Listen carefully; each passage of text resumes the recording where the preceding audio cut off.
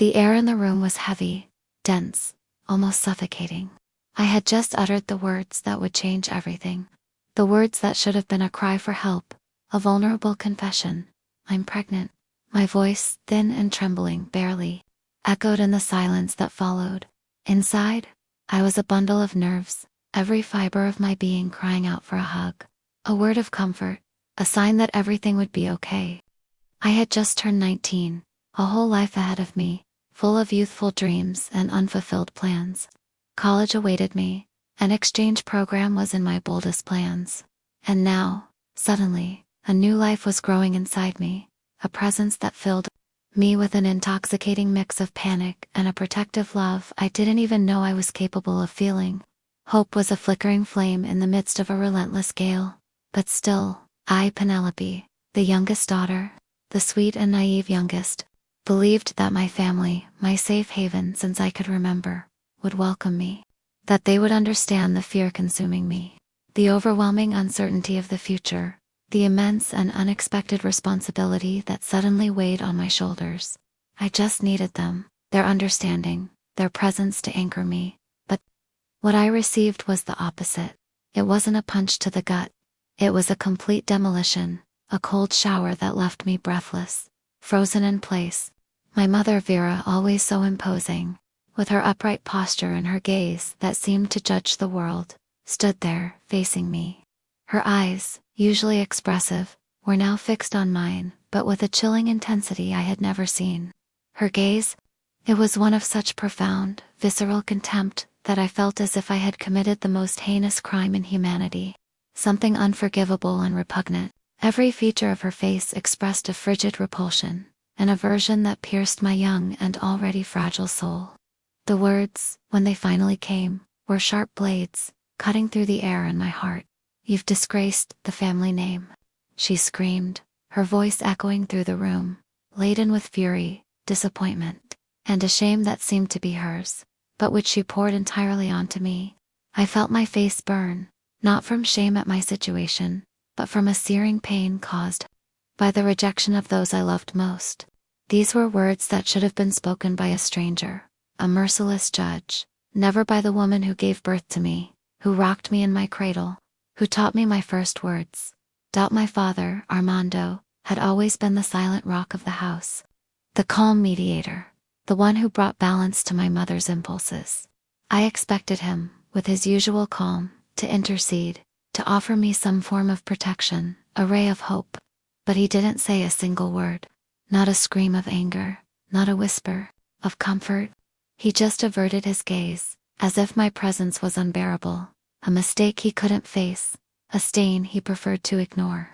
His silence was more deafening than my mother's shouts, a mute condemnation that broke me from within in an irreparable way. That averted gaze, that absence of any reaction, any support, told me more than 1,000 words. I was alone, completely and irremediably alone. And the worst, oh, the worst was yet to come. The moment that sealed my fate once and for all, that plunged me into a bottomless abyss of uncertainty. What would be my last glimpse of the life I knew, of the house where I grew up, of the memories of a childhood that now seemed so distant and idealized? My suitcase. It appeared in the hallway, not thrown in anger, but placed there with calculated coldness, as if it were a physical and undeniable reminder of my undesirability, my exclusion. It was my travel suitcase, the same one I used for weekend getaways. With my friends, full of light clothes and teenage dreams, now they're a cruel symbol of exile, of expulsion. That was the final blow, the point of no return. They wouldn't give me time to think, to plan, to assimilate the new and cruel reality. There was no negotiation, no second chance. They sent me away that same night, without a second thought, without a shred of hesitation, as if I were an unbearable burden, a stain that needed to be cleansed from the family's reputation, swept under the rug. I was 19 in age when many young people are beginning to explore the world, to forge their own paths, to experience freedom. But I was aimless, homeless, penniless, with only a few clothes in my suitcase, and the clothes on my back. And, with a life growing inside me, a gigantic responsibility, that paradoxically seemed to be the only thing that mattered now, the only reason not to completely collapse and disappear. The door to the house, the same door that had welcomed me my entire life, closed behind me, not with a dramatic bang, but with a soft click, a sound that, in the silence of the night, echoed in my soul like the sound of my deepest loneliness.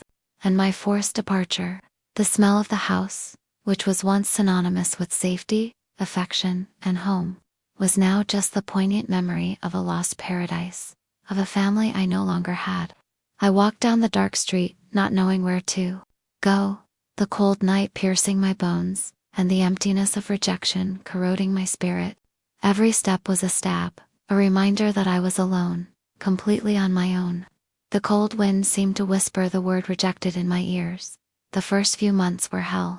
The word hardly describes the intensity of the physical and emotional pain, the paralyzing fear, the shame and the humiliation that consumed me. Each day was a battle for basic survival, a gradual and painful descent into an abyss that I didn't know where it would end, or if it would ever end.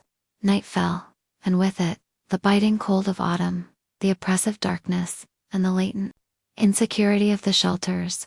I slept on makeshift beds, often on uncomfortable bunk beds, surrounded by strangers with stories as sad or sadder than mine, feeling their glances of suspicion, pity, or total indifference.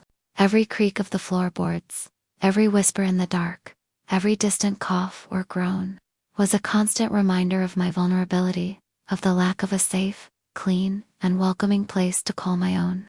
The smell of mold, cheap disinfectant, and despair permeated my clothes, my hair, a constant and suffocating reminder of my new and cruel reality. I remember nights when the stress and anxiety were so great that sleep wouldn't come, and I would lie there, staring at the dark ceiling, feeling the tiny life inside me, and wondering if I would be able to protect it. During the day, hunger was a constant companion, a persistent ache that settled in my stomach growled, and along with it, the agonizing worry for the tiny being who fed on me, who depended entirely on me for its existence. I barely ate, prioritizing any food I could get for the baby in my womb. I started selling sweets on the street, under the scorching sun that burned my skin and left me exhausted, or the freezing rain that soaked me and made my teeth chatter. With every no I heard, every disdainful look, every laugh or cruel comment, a piece of my dignity seemed to drain away, evaporating into the cold or hot air. I remember one day when a man, impeccably dressed and with an air of superiority, instead of buying, threw a low-value coin on the ground and ordered me to pick it up, with a cynical smile. The lump in my throat was so big I could barely breathe. But the need, the urgency of having something to eat, was greater than my wounded pride. I bent down, felt shame flood me, picked up the coin from the dirty ground, and swallowed the tears that threatened to roll, a step away from breaking down. Right there. Other times, people would pass by and spit on the ground near me, or call me whore without even knowing me. Every insult was a stab, and oblivion. Oh, oblivion. It was the deepest stab of all, the one that bled most in my soul. The people who should have protected me, who swore unconditional love in my childhood, who saw me grow up and become an adult, seemed to have erased my existence from their lives, as if I had never existed. I wondered, obsessively, if they even thought of me, if they imagined where I was, how I was managing, if I was alive or dead. With each passing day, with each lonely night I curled up to sleep, the wound of rejection opened even wider, pulsating. With constant pain, I saw united families on the street, parents and children laughing in parks, grandparents strolling with grandchildren, and a huge cold hole opened in my chest. With every pregnant woman who passed me, supported by a loving partner or an attentive family, envy, helplessness, and the purest, most overwhelming loneliness consumed me, gnawed at me from within. I felt such a great emptiness that it seemed it would never be filled. But amidst all this suffocating darkness, amidst the mire of despair and humiliation, a promise began to form, a seed of resilience sprouting in the arid, scourged soil of my desperation. Lying on a thin, smelly mattress in some shelter, with an empty stomach, an aching body, and a heart heavy with the pain of betrayal, I whispered to myself, in a voice that could barely be heard. No one would ever decide who I am again. No one would ever break me again. That phrase became my mantra, my anchor, the only certainty in a world of absolute uncertainties. No matter how low I fell, I would get up. No matter how many times they told me I was nothing, that I was a mistake, that I was a burden, I would prove them wrong. That tiny life growing inside me was undeniable proof that I was capable, that I was strong, that I was more than the pain they inflicted on me. That small seed of hope became a rock.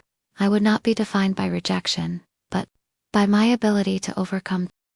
Over time, that promise transformed into an unwavering force, a motor that propelled me forward each new day. I found strength where I thought there was nothing left, in the ruins of my own being, in the ashes of my old life. With every obstacle that arose, every door that closed, a new determination emerged within me, stronger, more resilient. I realized that if I wasn't my own hero, if I didn't save myself, no one would. I was solely responsible for my future and for my daughter's future. I started frequenting public libraries. The few moments of peace I had, I devoured books, absorbing knowledge like a sponge thirsty for water in a desert. I studied on my own, not out of obligation or for a degree, but out of a burning desire to change my reality, to build a different future. With every new word I learned, every concept I mastered, every line of a book I read, I felt that I was rebuilding the foundations of my future, piece by piece, with a solid and unshakable foundation. It was in this process of seeking knowledge and a new purpose that I discovered sewing.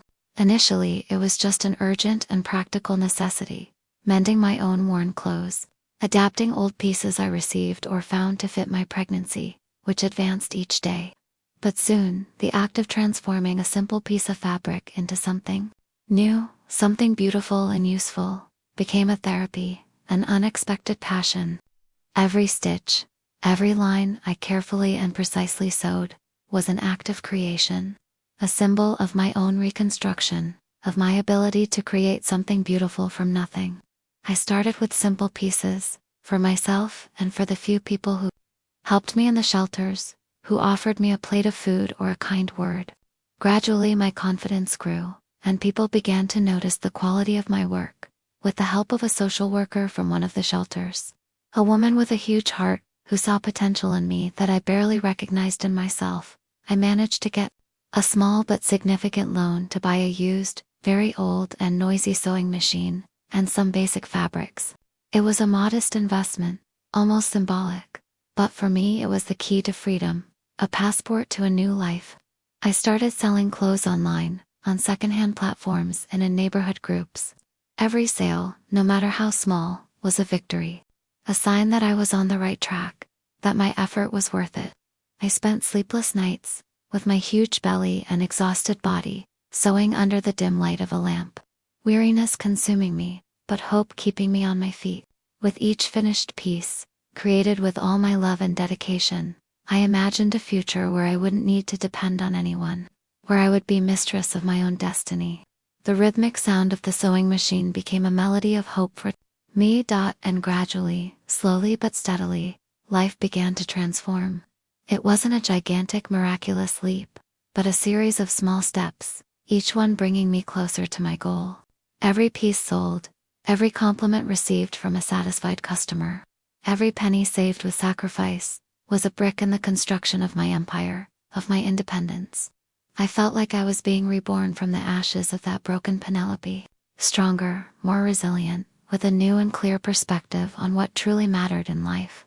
Loneliness still visited me from time to time, but now I received it differently, not as a burden, but as a reminder of how far I had come, how strong I had become.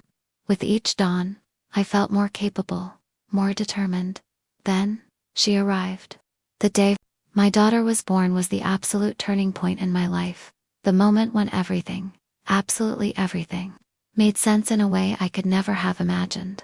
The instant I held her in my arms, so small, so fragile and perfect, I felt a wave of love so overwhelming, so pure and powerful, that all the pain, all the suffering, all the humiliation of the past, seemed insignificant, evaporating into the air like smoke.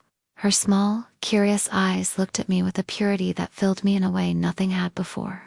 In that magical moment, there was no more room for resentment, for bitterness, only for unconditional love and a fierce determination to protect her from everything and everyone. To build for her a world of security and affection. She was my purpose, the reason for every battle fought, every tear shed, every sleepless night. She was the inexhaustible fuel that kept me going. Even when I was falling apart inside, when the weight of the world seemed unbearable. There were days when physical and mental exhaustion, sleep deprivation, and the memory of rejection haunted me with renewed force. Nights when her crying, from colic or hunger, reminded me of my own vulnerability, my loneliness, and the immense emptiness my family left when they turned their backs on me. I would cry in hiding, in the bathroom, in the shower, muffling my sobs so she wouldn't hear me and wouldn't feel my pain. The memories of abandonment were persistent ghosts that insisted on visiting me, pulling me back to that fateful day of expulsion. But just one gummy smile from her, a little babble, the soft touch of her tiny hands on my face, was enough for me to find the strength to get up again, to take a deep breath and continue the journey. It was for her, and only for her, that I would keep fighting, that I would build a dignified future for us both. She was the light at the end of my darkest tunnel. Her growth was my growth, a mirror of my own evolution.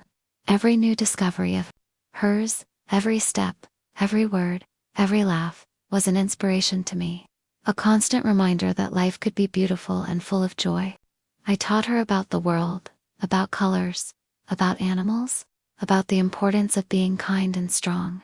And she, unknowingly, taught me about innate resilience, about the pure joy of existence, and about the limitless capacity to love. The small clothing brand I had started in my tiny rented apartment gained a new meaning, a new passion.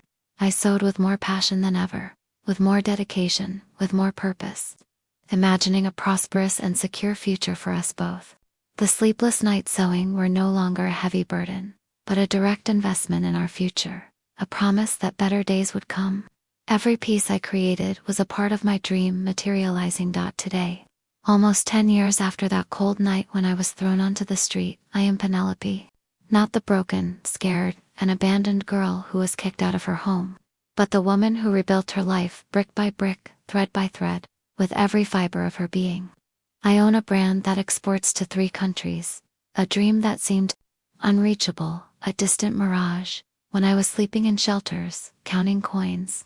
My studio is a vibrant place, full of life, colorful fabrics, humming sewing machines, and, most importantly, the laughter and lively conversations of women. I have a team of incredible women, all with stories similar to mine, of overcoming, of painful and triumphant new beginnings. We understand each other with a glance. We support each other through every challenge. We are more than a work team. We are a family that life gave us, forged in resilience and solidarity. Each of them is living proof that female strength, when united, is unstoppable, capable of moving mountains. We share not only daily work but also life's sorrows and joys, creating an environment of sisterhood and empowerment that I never imagined having. Together, we built a space of welcome and strength, something my own family denied me, and more important than any financial success or recognition. My daughter has never known the pain of rejection. She grew up surrounded by unconditional love, emotional and material security, the freedom to be whoever she wanted to be, to dream without limits. For her, family is synonymous with love, unwavering support, affection. It is the certainty that there will always be someone to hold her hand, to wipe her tears, to celebrate her victories.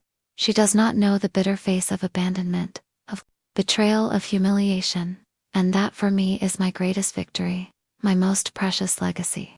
I look at her, so full of life, of light, of innocence, and I see a bright future, without the oppressive shadows of my past, a future that I built for her with sweat, tears, and great determination. She is the materialization of everything I longed for and more. But life, sometimes, likes to play cruel tricks on us, to force us to revisit ghosts we thought we had buried forever, sealed in a distant past. A few days ago, the shrill and unexpected sound of my cell phone broke the tranquility of my office, a sanctuary of peace and work.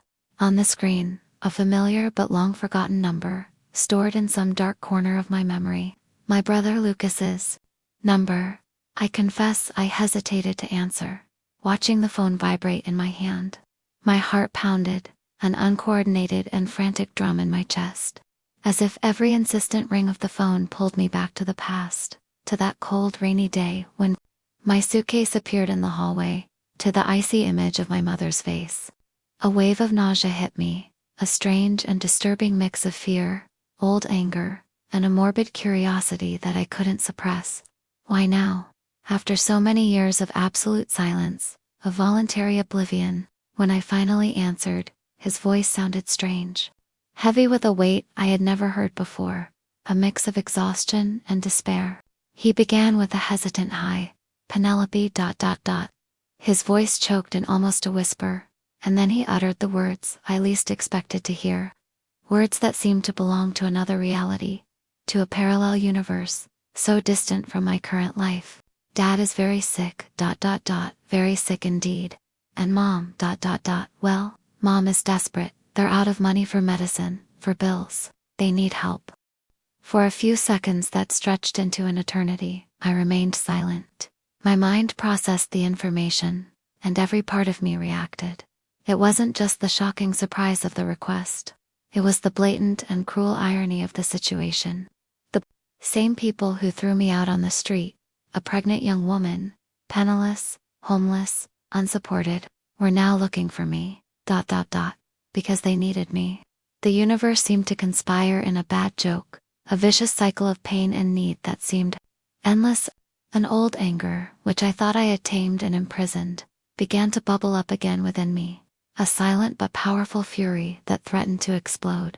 Lucas, perhaps noticing my loaded silence, tried to justify, his voice choked with emotion, perhaps with the despair that consumed them.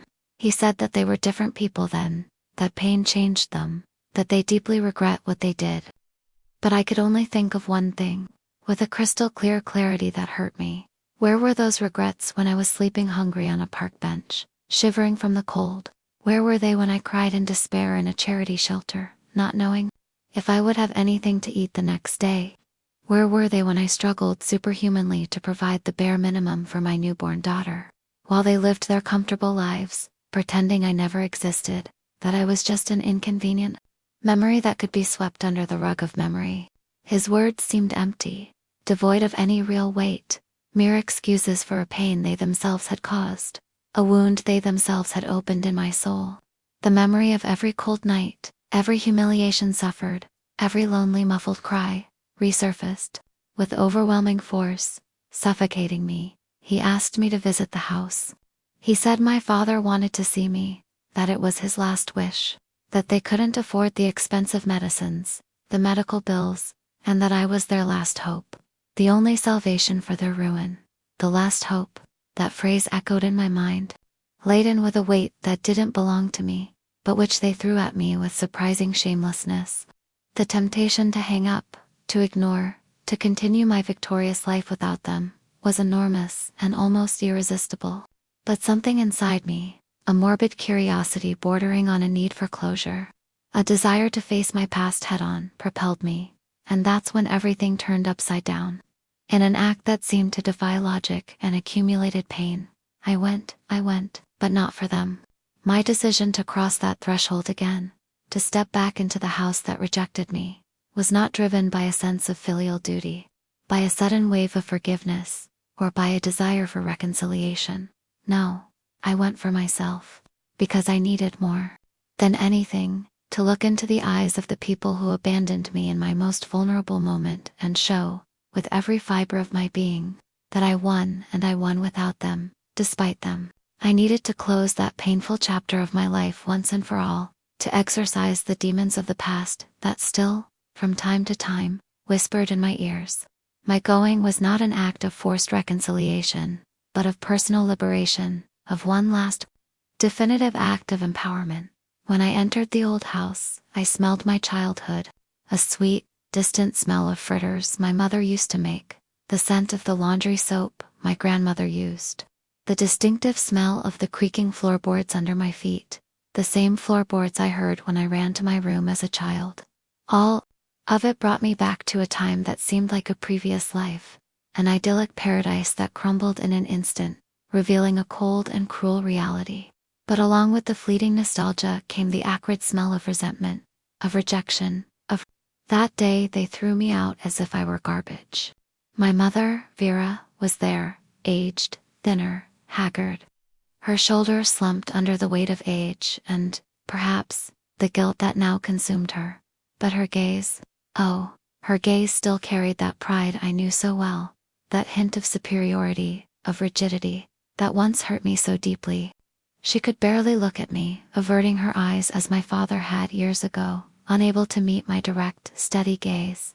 It was a silent battle of glances, a duel of wills that she lost before it even began, revealing her own shame, not my father. He looked like another person, unrecognizably. There was no longer the silent rock, the imposing man who averted his gaze with indifference. He was frail, stooped, his body weakened by the illness that consumed him. Almost unrecognizable. His features were marked not only by age, but by pain, suffering, and, perhaps, the weight of his conscience. His white hair was thinning, his face etched with deep wrinkles, his eyes welling up with tears that wouldn't stop flowing. That strong man who raised me, who taught me to ride a bicycle, was now a shadow of what he once was. A pathetic image of a past he seemed to lament. He took my hand, and his skin was cold, wrinkled, and thin, almost translucent. He cried hoarse, sobs escaping his throat, tears freely streaming down his marked face, each drop carrying the weight of years of regret, of silence, of belated guilt. He begged for forgiveness, his voice choked, barely able to form the words. He said he regretted it every day since then, since the moment he turned his back on me, that the weight of the decision crushed him, and that I was the strongest daughter he had ever known, that my strength both frightened and admired him. His words were a balm on an old wound, but the healing had already happened long ago, done by myself, with my own strength.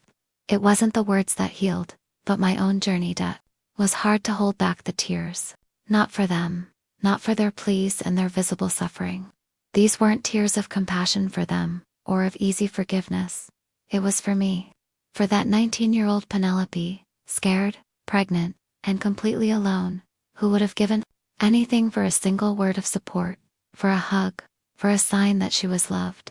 The tears that came were from an old pain that finally found an outlet, a pain I had carried silently for so many years, but also from a profound liberation, from a closure, because there, in that moment, with them before me, debilitated and regretful, I realized that I no longer needed their acceptance, that I was already whole, complete in myself, even after they had broken me into 1,000 pieces. The healing didn't come from their forgiveness, but from my own ability to rise again. To rebuild myself, they asked me for financial help, and I gave it, not out of obligation, not out of a sense of moral debt, not to alleviate any guilt I might have had, nor to boast. No, the decision was purely mine, an act of freedom and choice. I gave because the success I built was so much effort. The suffering I overcame taught me something that pain never taught me. I am free. Free to choose my battles, free to forgive if I wish, free to help, not out of resentment or to prove something to them, but out of a deep conviction that my strength lies in my ability to transcend the past and to be better. The money I gave them was not payment for a favor, nor a debt collected. It was a declaration of independence. Undeniable proof that I was above the pain they caused me, that the past no longer controlled me. I was the owner of my narrative. Today, I look at my daughter, at her radiant smile, at her unwavering innocence, at her joy for life, and I see everything I needed to have received and more. In her, I see the unconditional love I always sought, the purity of soul, the joy of living without restraints.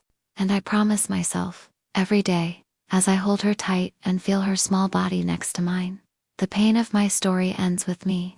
The chain of suffering, of rejection, of abandonment, breaks here, with me, and love, Oh love, that indeed begins. With her, a love that blossoms in every fiber of my being, a legacy of strength, overcoming, and freedom that I built with my own hands, without anyone's help. My daughter is living proof that, even from the deepest ashes and the cruelest abandonment, life can flourish in its most beautiful and powerful form, and that true love is the greatest builder of empires. She is my greatest empire, my greatest achievement,